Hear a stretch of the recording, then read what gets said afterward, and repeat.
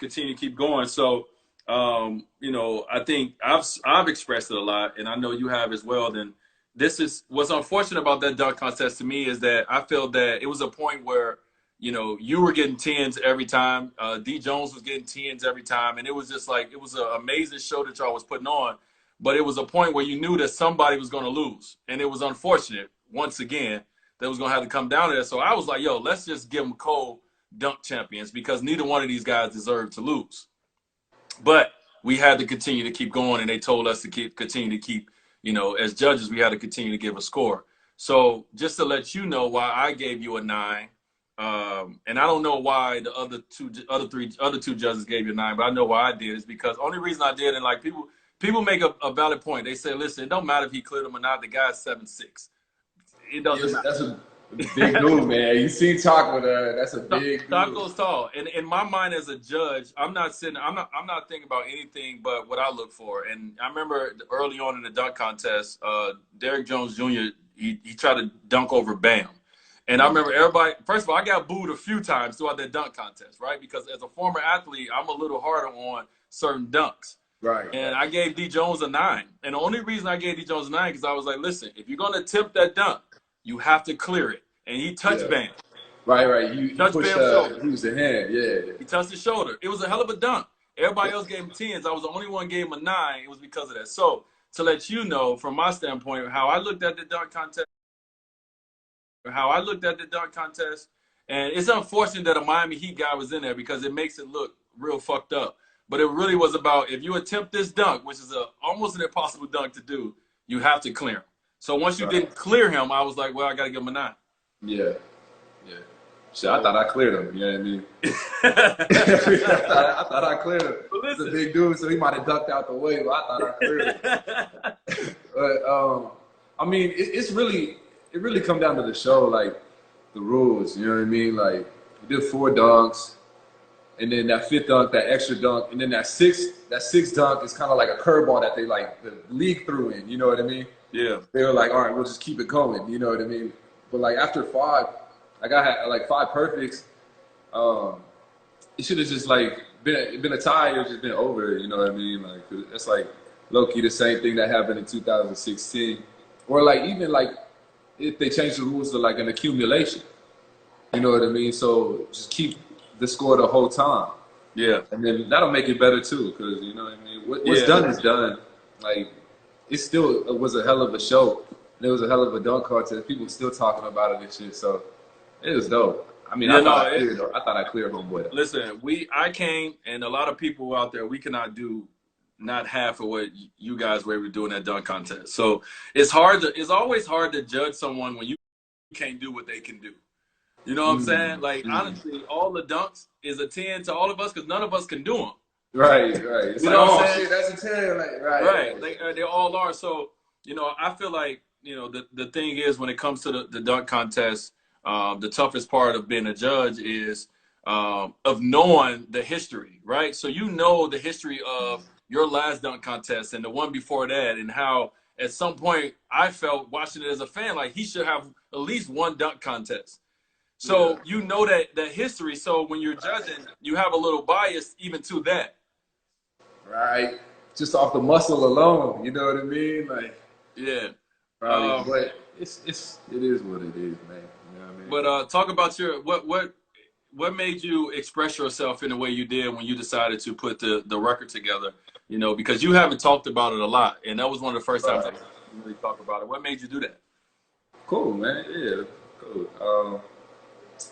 Man, I thought it was just a way to bring balance back. You know what I mean? Everyone was on your biscuit.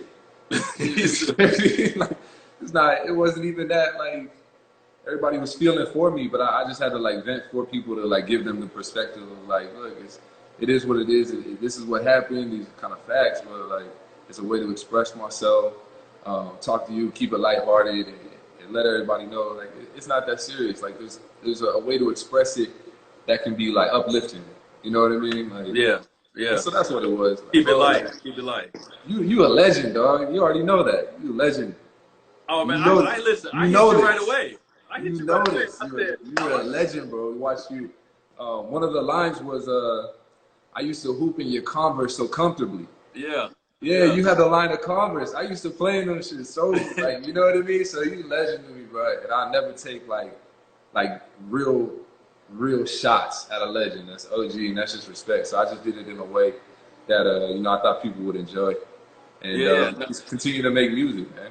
yeah, man. And first of all, I appreciate that. And second of all, how about I didn't know that it was even remotely about me until I heard that line. When I heard the Converse line, I was like, "Oh shit! Wait, he talking about me right Yeah, here." you were like, oh shit. At first, I Like, was like, oh. "Okay, he's like 9 out of 10. Okay, he talking about the dunk contest in a creative way." And then I heard I used to hoop in your Converse so comfortably. I'm like, I think he's talking about me. Uh, but let's talk about that. Let's talk about the fact that obviously, and I give no fuck about what the comments people say, good or bad. Yeah, But right. let's talk about the fact that I'm the only judge out of the other two judges that gave you a 9 that is getting the shit, right? Like Yeah. the majority was 3 people out of 5 gave you a 9, but I'm the only one that get the shit. Why you Right. think that? Right. Okay. So, all right. Chadwick Boseman. Like, he's a great actor, bro. Like, he be killing. But that's a wash, bro. He's like 5'5", you know, 5'4". So it's like, So he should have gave you a 10 automatically. yeah, exactly, bro. How could he even give me a 9 for he's 5'4"? All right. So that's a wash, bro. I'll just give him a pass because he don't know no better. All right? He Okay. don't know better. With Scotty said that y'all were all in agreement. And the Miami boys, you know what I mean? That's what it comes down to. Wait, what you mean? Scotty said we was all in agreement. What was your take on that? He said something. I don't know where. It might have been the jump where he was talking about. Yeah, we were all gonna give him the score equaled out. So the score was the same, you know, as DJs. Okay. And then they all put a score in, and then once the score came out, everybody was like, right down to you, and he was like. Listen, You know what I mean? Like, and that's that. you know, it's crazy. So it came down to the Miami boys, right? It's because of the Miami boy. That's he so funny. He took home the trophy. That's so funny that's the way that it's perceived, right? So here it goes from my perspective. Once Derrick Jones Jr. had that one dunk, I think he did a windmill from like one step inside the free throw line. He did the one hand windmill, right? Me being the first judge, you know, I tried to go first most of the time, being the first judge, right? So once I looked down and seen that everybody else, I think it was 2 judges that gave him a 9 and he had a 48. So as judges, we had a sidebar like, yo, no matter what happens on this dunk, miss, not a great dunk, let's make sure that it's even. Let's make sure that both of these guys, like, let's put it on the NBA, you know, more so than us because it should, at this point, it should be co-champions. Like, both of these guys deserve a championship. So once we got to the next one, it was all about making sure the score was equal. Yeah. Right. So once we start going, I didn't look at anybody else's. Once we like huddled up, we like, all right, we're gonna make sure it's equal. I was like, all right, I didn't feel like he cleared, so I'm gonna give a 9. I'm like, Candace, what are you gonna do? She's like, I'm gonna give a 10. So I didn't get a chance to talk to Scotty and them. I'm thinking like, okay, 2 judges will give a 9 and 3 judges will get a 10, and that will give us the exact same score. And once I see Scotty put a 9, we all was like, oh shit. It's about shit. I know, but there's only like a couple of people that think D Jones should have won, though. You know what I mean? It's you and D Jones. You know what I mean? That's bullshit right there. Listen, let me say something. I'm not saying that he should have won or you should have won. I feel like, for me, I thought that it was a wash. I felt like his dunks was spectacular. Yeah. Oh, for sure, bro. He was flying, dog. He was flying. But I feel like for me, at some point, once we start going and because of the rules,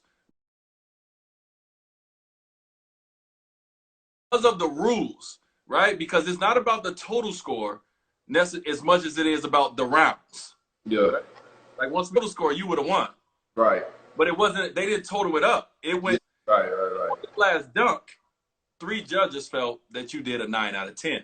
It wasn't that we didn't feel you lost the dunk contest overall. It was about that dunk more so than the dunk contest because I gave you 10s every time. Yeah. until that last dunk. I appreciate that. I appreciate that. You So know, I'm just the explaining one to off you what, the one off the side of the glass was crazy though. and you deserve more than 10. That's what I'm saying. Off the side of the glass, the 360 scoop off the side of the glass, like, No, boy, I think hopefully this that one helps was the cold. NBA come up with a different way to figure out a way to total up the dunk contest, because in Yeah. this position that we were put in, you got screwed, right? And I'm Mm. not saying you got screwed from the standpoint that D Jones shouldn't have won, but just overall from your body of work throughout the Yeah. dunk contest, at the end you end up getting screwed from the standpoint of how the rules are. So I feel Right. like going forward, they need to make it where it's all about the total body of work of the winner more so than each round dunk. Yeah. Right. Like the accumulation, like add up all the scores, and Yeah. that'll Hey, but probably D Jones is a that'll probably bad set it. motherfucker now. Let's Oh yeah, not. he be flying, dog. He be flying. Hey, Look, listen. I don't get it twisted at all, dog. What, He be flying. so what? What? But First of all, as my guy Common just said, one of the judges said one of the greatest dunk contests ever. yeah, facts. What you know how Tiger and I think Phil did that golf off where they made a lot of money to play Mm. against each other. What you think about you and D Jones doing a dunk off versus each other? Just y'all two. What's up? Shit, if the cheese is right, come on, dog. I'm jumping in. Is I the jump cheese over right? Taco. I jump over Frosty if the cheese is right, dog. We Gucci. All But right. it's Like, cold though. It's like out there that's listening, what's they got cold. What's cold is the like for not winning. Like I didn't get the Slam magazine cover. You know what I mean? I didn't get a couple of more commercials and like endorsement deals. You know what I mean? So there's like a couple of things that could have went in my favor. But it's cool though. But it's cool. It's like you were saying, like, you know, people remember Vince, MJ, and Blake. You know what I mean, for the dunk contest. But they also remember them for how they play. They remember them for how they court and on the dunk contest. You know what I mean? So, but all it does is just keep me striving. You know what I mean? Keep me striving. Real shit. Like that's what it really does. Yeah, yeah. One of the kind of shifting gears real quick. One of the questions when you came on TNT on our Tuesday show that I asked you was about you coming in and everyone knowing you as a dunker, but trying to kind of erase that a little bit and show your entire game, because as someone who played against you, I saw your game grow and develop to where I was like, oh, this motherfucker can play now. Yeah. not just like he's not just athletic, he can hoop. You And know, that's the one thing when it comes to this is like you're more than just a dunker. And a lot of people don't get a chance to see it because y'all have only been in the playoff once and you only been in the NBA 6 years. But talk to people about that process on here about, kind of trying to be known for what you do great, but also be known for what you can and you're going to eventually hopefully grow into and be great at. yeah, man. I mean, that athleticism. I wanted to get out of that like Harlem Globetrotter stigma. You know, it's just like fancy dribbling and high flying dunks. You know, like try to help my team win games. Yeah. You know, and I think that's what it came down to, is realizing like it's not so much about the highlights. The highlights will come, the home run plays will come, but it's about winning games. And I remember we was on the court together. I remember we was playing a couple of games. You busted us a couple of times. I busted y'all a couple of times. I remember that. You did. Over the last couple of years, you busted us a couple of times. And I was like, wait a minute. A couple of times. What you been doing over the summer? Yeah, so been working, man. So yeah, I gotta just keep working, because eventually I do want to get to y'all levels. You know what I mean? So I'm gonna just keep working. So um, like I can inspire the next generation like you inspire me, OG. No, I appreciate that, man. One thing I found out, and I didn't know this, and I'm sure a lot of people don't. As I was, kind of going through and thinking about today, was your entire family. You come from a family of athletes. You know what I Mm. mean? Like your father was Ed Gordon, your father. Yeah. He played basketball. Your brother obviously plays professional basketball. Your sister played at Harvard. Mm-hmm. Elise is her name. Yeah. Talk about that, man. Talk about coming from a family of athletes. I think your grandfather was like 7 foot tall, and like everything I was reading, I was like, damn. Right. Talk about that a little bit. Yeah, it's just like coming from that cloth. You know, we was battling each other all the time, every day. Growing up around hoopers, because there's not a lot of pros. I don't think. I think my brother was the only other pro to make it out of San Jose. Mm. You know what I mean? He played in the Sixers for a little bit, and that was it. So we didn't have a lot of hoop basketball culture growing up in San Jose. You know what I mean? So it was just right inside the family, us battling each other and making each other better, and then watching all the greats, watching all the highlights, and then we just pushed each other, man. We pushed each other every day. We pushed each other. They never took it easy on me. I never took it easy on them, and then we just challenged each other. And you know, now I'm holding it down. Yeah, how did you deal with that pressure of like coming from an athletic family, right? Like I don't know if you're the youngest one out of the Hmm. crew, but how did you deal with that pressure? For I mean, even for my son and so many other people out here that parents or brothers that are doing something in that same field, how did you deal with it? Yeah, they basically blazed a path for me. They blazed a trail, dog. You know what I mean? So they're like they're killing the high school scene, killing the AAU scene, and then when it was my turn to come around, everybody, man. But what about you? I just know you for all the just killing. You know what I mean? I know you from Marquette killing, and then in the league. So I didn't really know much about before that, like high school and like your upbringing and everything like that. I haven't really done my research. Yeah. Talk a little bit about what makes you the killer that you are. I mean, I'm from the dirt. You know, when people say like I'm from the bottom, you know, I'm literally from nothing. You know, my family, uh, we grew up very poor, and I think a lot of my inspiration came from, you know, wanting to change that perception of my family. Right, my family was looked at as nothing. The world never paid attention to a Wade, you know, that I knew about, and you know, once I realized for some reason, I think inside of me, I realized that I had a special talent. I wanted to change the perception of my family name and how we was perceived. And I Man, knew, everybody drop a fire emoji. Everybody drop a fire emoji right now. That's bars, man. That's straight nah, that's bars. real shit. You know what I mean? Like everybody know me Yeah. now as D Wade and all the things I've accomplished. But you know, when we talk about starting from the bottom, like I really come from nothing. And that is what motivated me. That's what pushed me and drove me to want something greater. I never set out to be one of the greatest shooting guards of all time. I set out to be great, the best individual I can be. And I knew that I was going to work my ass off to make sure that my family wasn't going to starve no more. And that's where my drive, and even today, that's where my inner drive come from, is because I'm always remembering that young kid that, you know, used to be up in the middle of the night, stomach rumblings, and praying to God to give me an opportunity, you know, to help my family get out of the situation we was in. And he blessed me with that, and I haven't turned back since. So, you know, that's where I come from. I feel it, bro. You fierce competitor, dog. You fierce competitor.